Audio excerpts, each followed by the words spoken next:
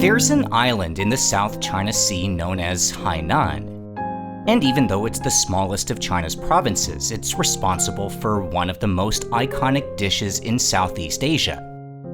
That, of course, is Hainan Chicken Rice, a dish so beloved that its origin story has practically started a war between neighbors. From the earliest Hainanese restaurants outside China, this is the dish that's caught on, but it wasn't the only thing served by those first immigrants. Not by a long shot. This looks like an American 1955 dinner. Mm-hmm. It tastes kind of like that. These are Bangkok's cook shops, and they might be the most fascinating time capsules surviving here in the kingdom. It's like the deeper we dive into the old Hainan, the closer we find ourselves to Iowa in the 1930s. What is this stuff? How did this wild cuisine take shape? And how much longer can this unique and long-forgotten culture survive?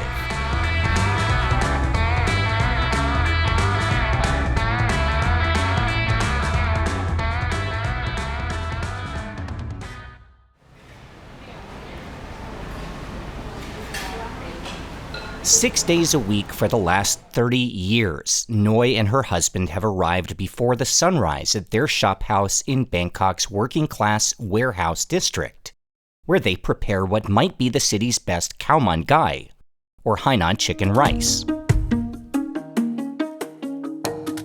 The three components that make up this iconic dish all take time to prepare the right way.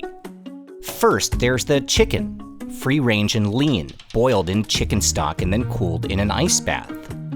The rice is toasted dry with chicken fat and then cooked in more chicken stock, with pandan leaves and garlic for extra flavor.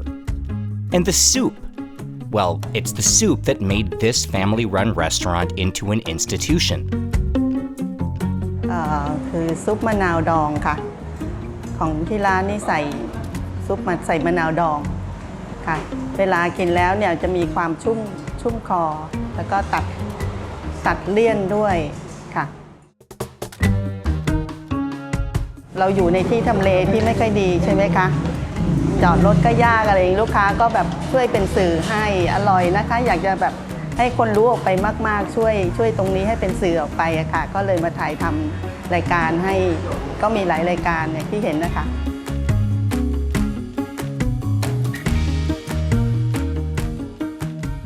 As many as 100,000 portions of this dish are sold in Bangkok every single day.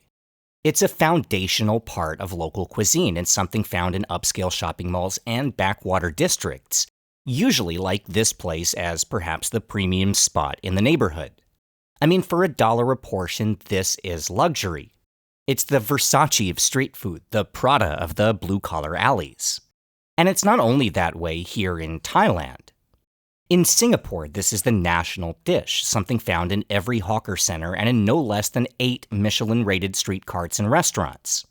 And then there's Malaysia, which also claims heritage of the dish. And China, which, Hainan is the name of a Chinese province. It's a fight that's gotten more and more intense as the dish has spread in popularity, and I won't spend too much time on it because the whole thing's just so dumb. But what really triggered a war was in 2009, when Malaysia's tourism minister held a press conference to announce that Singapore was nothing but an island of chicken rice stealing thieves. Now, Singaporeans fought back by flooding the internet with claims that it was actually Malaysia who was the copycat. And the fighting's gotten worse, and I'm not touching this argument because logic has long ago left the building. And anyway, the roots of this dish are clearly Chinese, but there's a pretty funny story that has nothing to do with anything, but I'm gonna tell it anyway. The very first vendor to sell Hainan chicken rice in Singapore started a shop in 1940. He was a Hainanese immigrant named Wang Yiguan, and his stall would be called Communist Chicken. But it's not because he was a communist. It's because he was a compulsive gambler and he had a habit of closing his shop whenever he wanted to go to the racetrack, and he'd just give away whatever food he hadn't sold yet to his neighbors.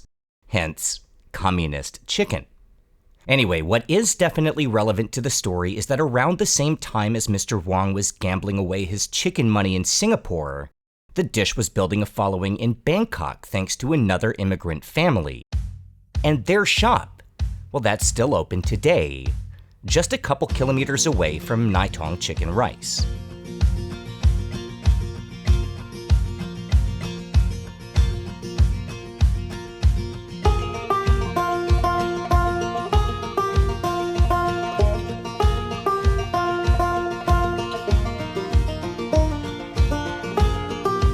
ก็จริงๆพื้นเพที่เนี่ยเป็นของคุณปู่คุณย่าmy grandmother stay here ตั้งแต่สมัยสงครามโลกครั้งที่2นะ The war is number 2บุ้มบุ้มบุ้มบุ้มบุ้มตอนยังไม่เกิดเลย is not born ก็ค้าขายมาก็เป็นเวลา100 ปีนะก็นาน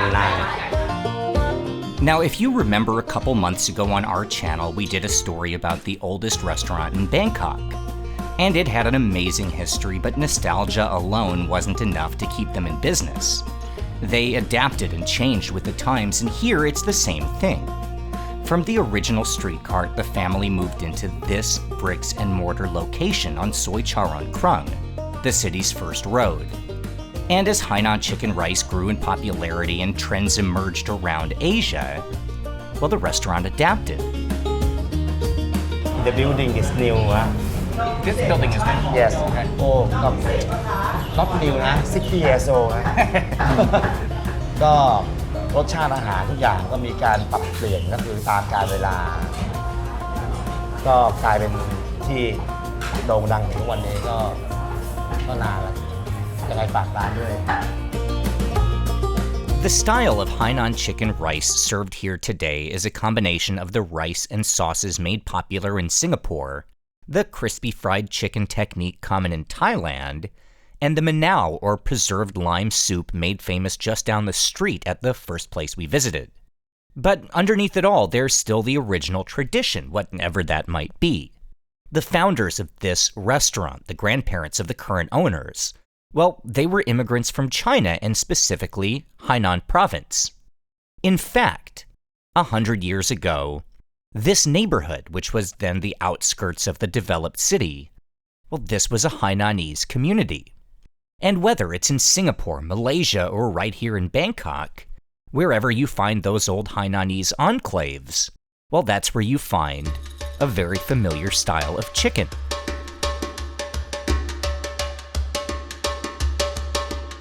Hainan is an island in the south of China that geographically could be considered a part of Southeast Asia.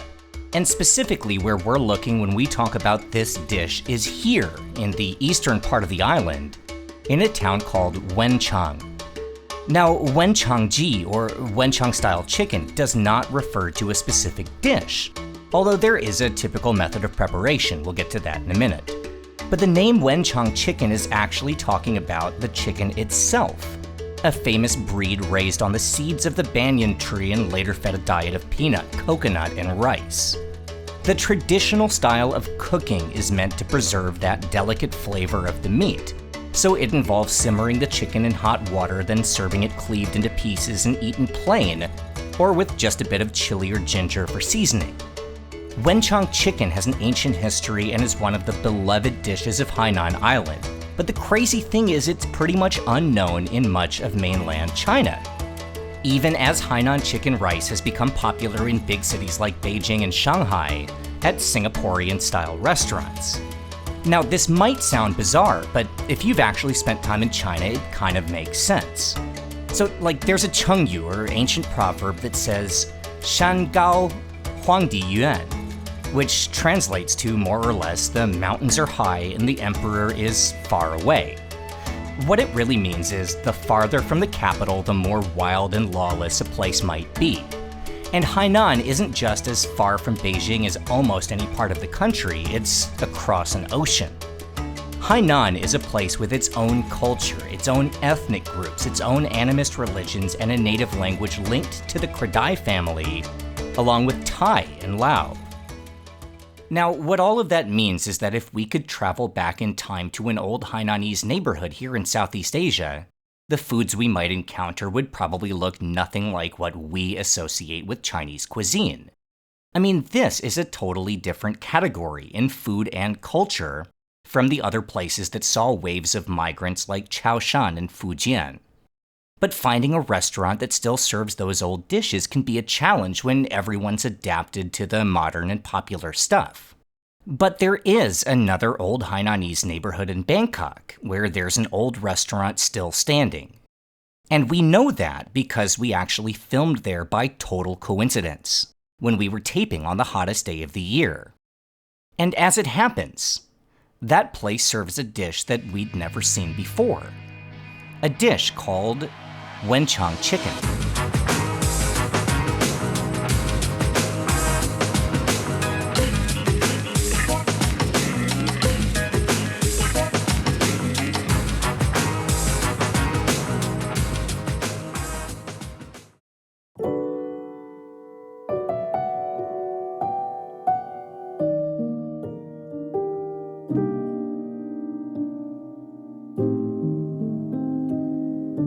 Okay, so as far as we know, this is the oldest Hainan Chinese Thai restaurant that we found in Bangkok. We filmed here, obviously, on our video about the hottest day in Bangkok. We stumbled in here and found this place with this amazing history and an incredible menu. And so if we're going to, I'm going to explain that text message in just a second. This is quite interesting.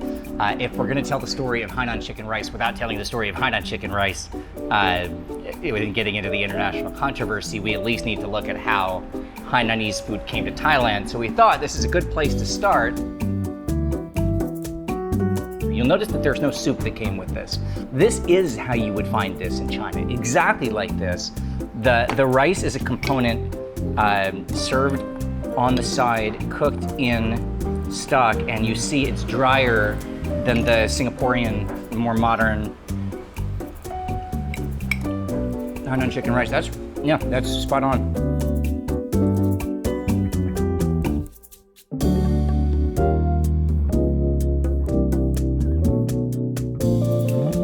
People say it's very different. It's really different. There's no fat at all on this chicken. The oil comes from the skin, which I'm not usually a fan of skin, but in this case it's kind of necessary.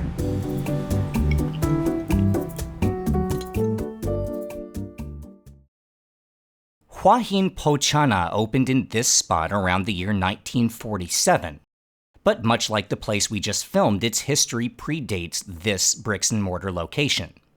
In this case, the father of the current owner had previously worked in family kitchens serving these dishes since arriving as an immigrant from Hainan Island. But here, the recipes haven't changed at all. We ordered 3 dishes that have been served unaltered since opening day 76 years ago. The Wenchang chicken, lean and simple and the precursor to the modern favorite. A goat stew, unique to Hainan Island and a specialty of that specific region, with tender goat simmered in spices like cinnamon and clove, with tofu skin and goji berries, and honestly it might be the best regional Chinese dish that I've ever had in Bangkok. And beef tongue, a signature of this restaurant since its first days and something that must be truly rare, because in all my years living in China and Thailand, I've only ever seen it here. It's great. It's really weird. Really weird. It's like how would I describe this? It's like a canned American tomato soup. Poured over amazingly braised beef tongue with like boiled peanuts and sliced cherry tomatoes. And this, what is this? This is like rehydrated peas? I have a good friend who's from Wenchang, which is the part of Hainan Island where Hainan chicken rice originally comes from, right? At least in this form, maybe not in the modern form. So I messaged my friend when we got here and I sent her a photo of all 3 of these dishes and I said, what do you recognize? These are the 3 things we just got at the oldest Hainan chicken rice spot, the oldest Hainan food spot in Bangkok. I said, what do you recognize? She says, oh, goat soup. She says, oh, chicken. She says, that I have never seen before in my life. She says, that not look good. No idea what that is.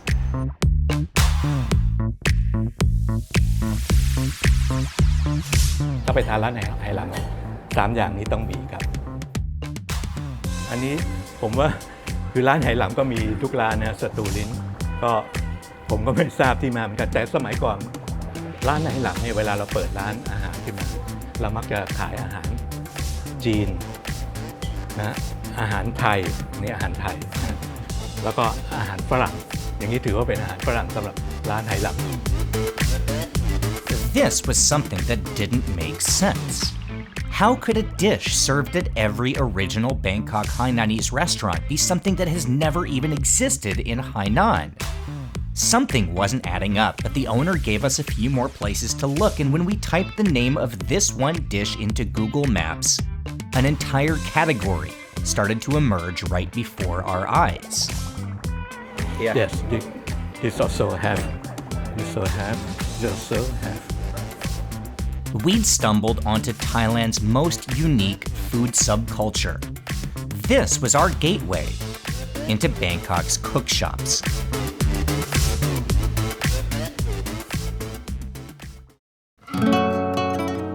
It's always on the islands where time seems to move slowest.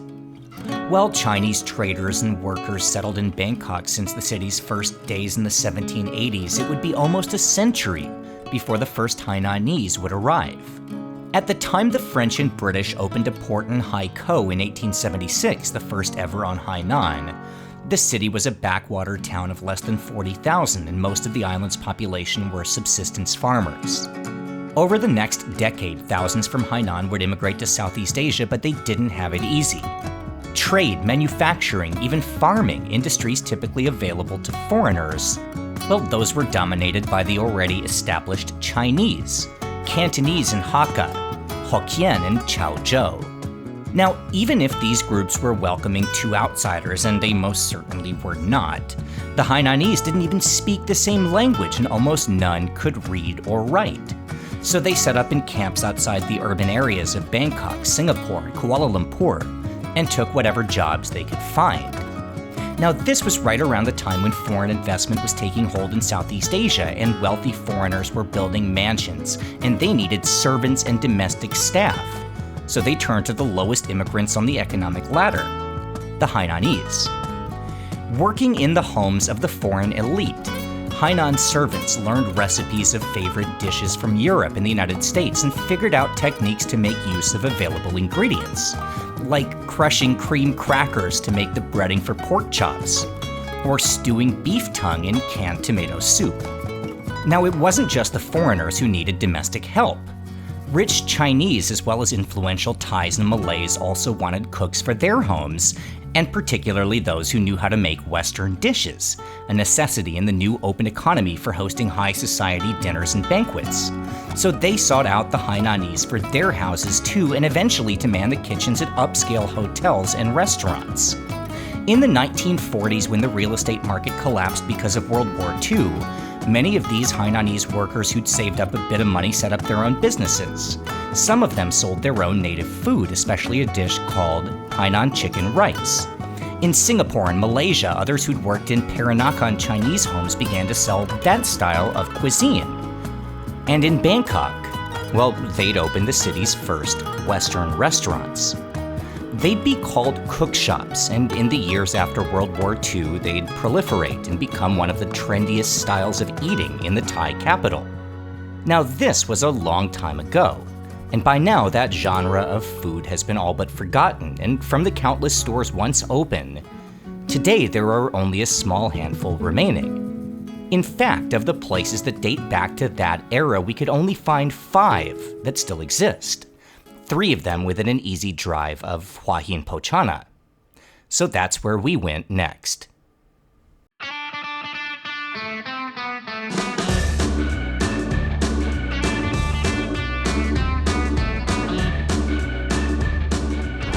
อันนี้เป็นซี่โครงหมูอบค่ะมีถั่วกระป๋องนะคะก็เป็นใส่ไข่แป้งข้าวโพดกับ กับน้ำซุปคนภาษาไหหลำเขาก็นิยมทานกันอย่างนี้ก็เลยมาทำกัน แล้วก็เขาจะมีพวกกุ๊กที่ทำพวกนี้พ่อคงไม่ได้เรียนพ่อไปจ้างกุ๊กมาจากโรงแรมให้จ้างมาทำคนโรงแรมมาทำงานที่นี่แล้วเราก็จำจากกุ๊กอีกทีหนึ่ง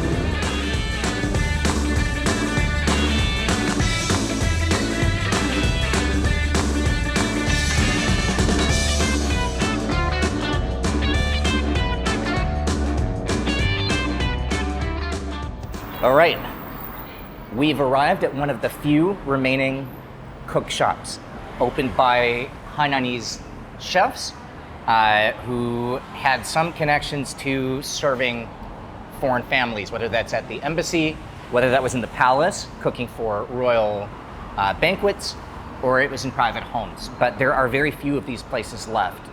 In fact, if you read articles online listing the best cook shops in Bangkok, even the articles that came out right before COVID, 2018, 2019, most of those places, even the ones that were 70, 80 years old, are gone now. But this place, thankfully, is not.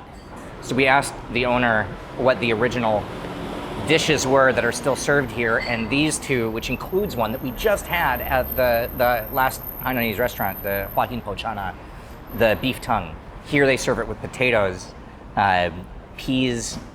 We have pork chop, breaded and looking just amazingly deep fried, served in a sauce that is a thick, very plain white sauce. This is so interesting. It's like the 1960s view of what foreign food was like. One of the last remaining cook shops, second generation, the owner was just lovely. And I cannot wait to try this unique and rare style of food for the very first time.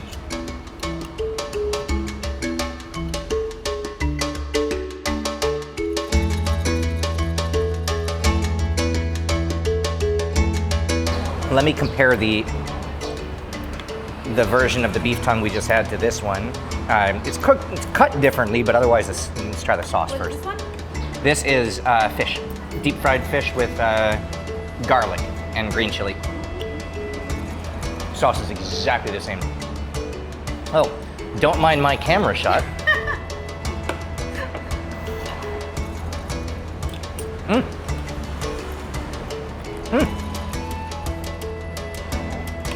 Oh, this is awesome. All right, I feel like we're back in our American fried rice video, and we're kind of diving into a category that in some way approximates foreign food. Pork chop, did you try it? Not yet. Okay, pork chop's incredible. Wow, this is garlic. Ooh. Why are you surprised that this is garlic? Look at it, it's a mountain of garlic. It's literally just a pile of garlic. The fish is hidden under the garlic and you're looking, oh my God, why is there so much garlic? Oh my god.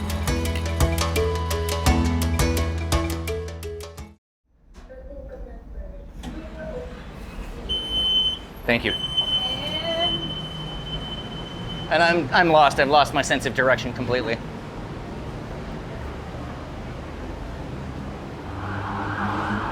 This is one of the funkiest things I've ever seen in Bangkok. Like a late 1960s hotel called the Florida Hotel with the Tampa restaurants where we're going. This is the Tampa room. Tampa coffee shop. I love it. Shall we? Will Smith, Welcome to Miami. What is it? The Will Smith song. You only know the Wild Wild West, do you? Yes, it's almost the exact same song, same rhythm, same bullshit, just about Miami.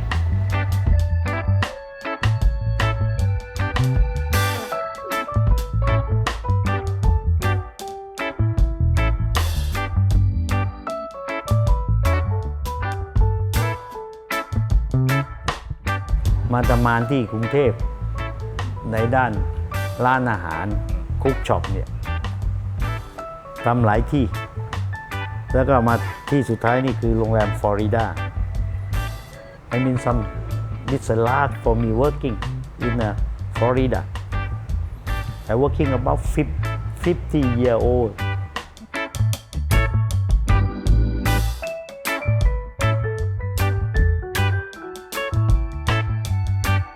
เพราะว่าสมัยก่อนใช่ไหมมันมีทั้งทหารอเมริกันมาที่โรงแรมฟลอริดามาเพื่อมากินอาหารซึ่งแบบว่าแบบคุกช็อปมีทั้งอาหารฝรั่งทั้งอาหารไทยเรามีหลายๆอย่างทำให้เป็นที่นิยมของทั้งคนไทยทั้งต่างชาติมากินสมัยก่อนซึ่งโรงแรมมีน้อย I mean the hotel not so many มีน้อยผู้คนก็มากินแล้วติดใจรสอาหารทำให้ร้านที่โรงแรมฟลอริดาอยู่ได้เพราะว่าแขกซึ่งมาจากข้างนอกมาทานเราถึงยืนได้คุกช็อปจนถึง50 กว่าปี we mean we can make for long time some people know here รู้เพราะว่าฟลอริดามีชื่อเสียงในด้านอาหารคุกช็อป Have you ever been to Florida? Yes. Have you been to Florida before? No, I never been in Kind of like Florida. this. Kind of feels like this. Honestly, it's a little bit like this with the ocean outside. Ah, I see. Yeah.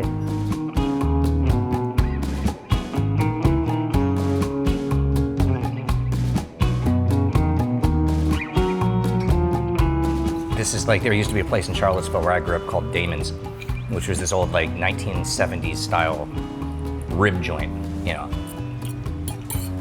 Pool table, sports on TV, and this rolls. This is like, again, everything on the table is flashbacks to childhood memories for me. This is Morrison's Cafeteria. The rolls and salad and French onion soup. Let's see how this is.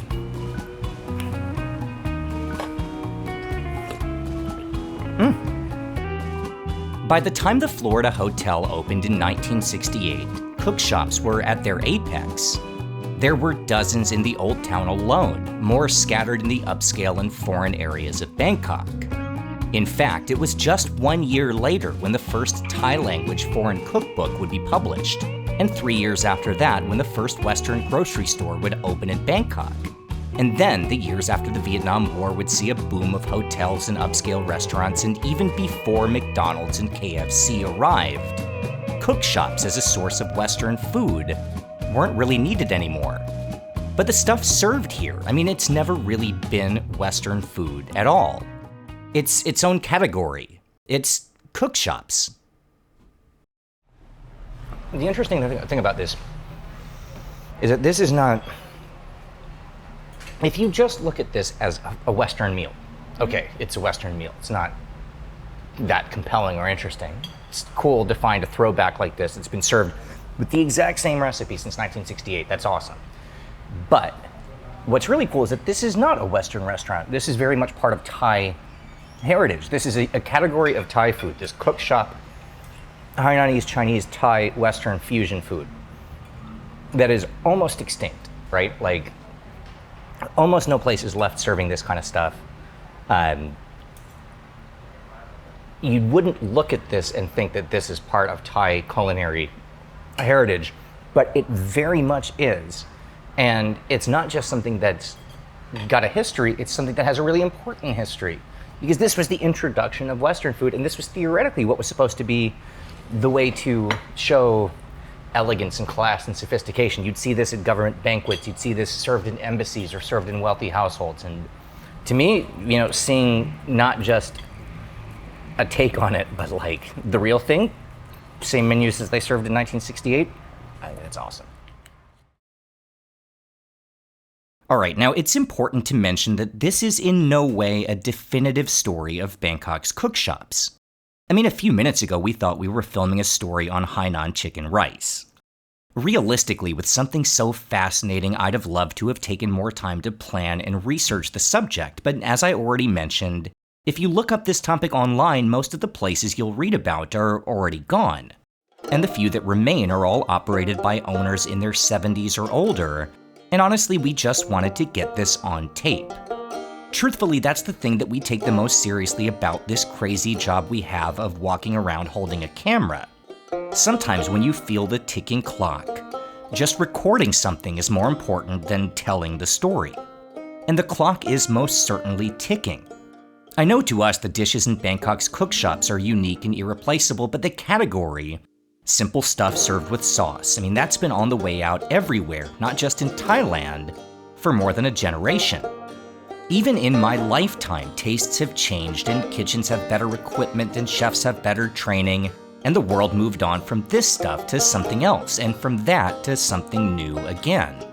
And let's be honest, this can't survive on nostalgia.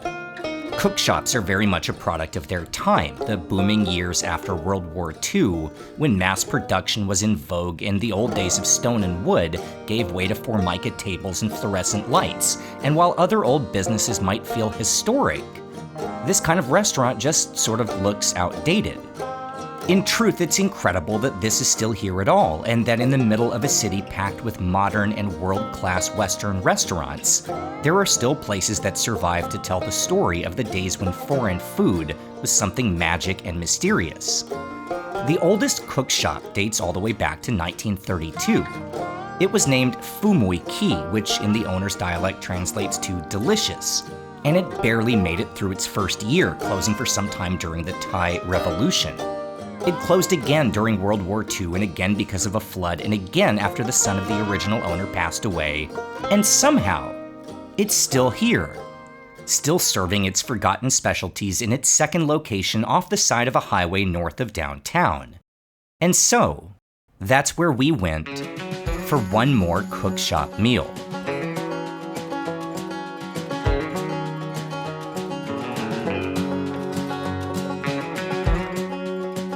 Let's order, and then I don't have much room for very much more food. This is not light stuff. This is a pretty heavy day of eating.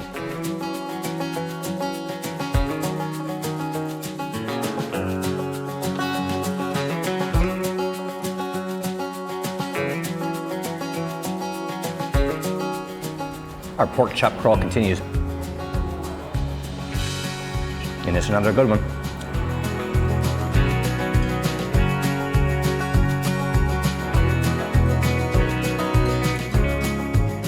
Don't do what I did and eat this 3 times in a day. It's very heavy.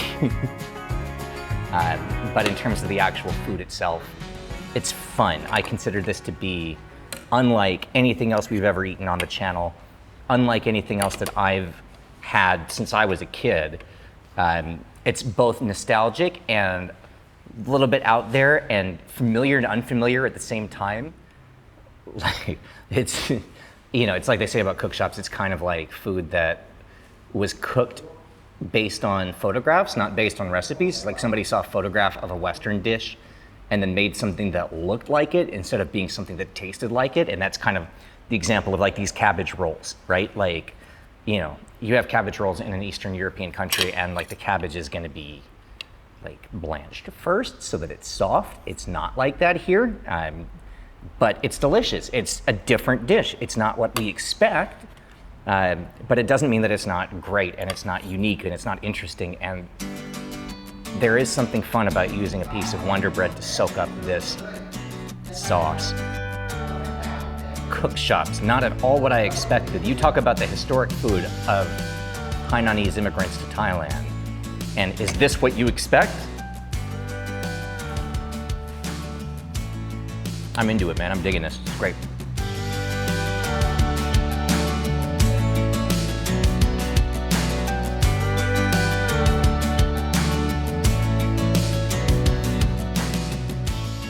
There was a point in time when this was, I think, hugely significant, massively influential, right? Like, it doesn't feel like it now. Now this is just sort of like generic Western fusion food, right? But that's not the whole story. This was for a while, this is what introduced Western techniques to Thailand. It's a hugely significant category. It's something that's very important to understanding the growth and modernization of Thailand. It's important to understanding how certain ingredients and techniques entered the vocabulary. It's important to understand how people here view Western cuisine and to understand, the economic path of Hainanese immigrants and how they connect to all this. It's a really interesting, it's an interesting category that has a story to tell. And I mean, we're in our first day investigating this story. This is something that's new to us. There's more layers and layers to unwrap from this. But yeah, it's a really cool thing that I hope stays around long enough to be discovered again. At some point I hope the 1950s becomes nostalgic because it's food's really interesting and there's nothing else like it.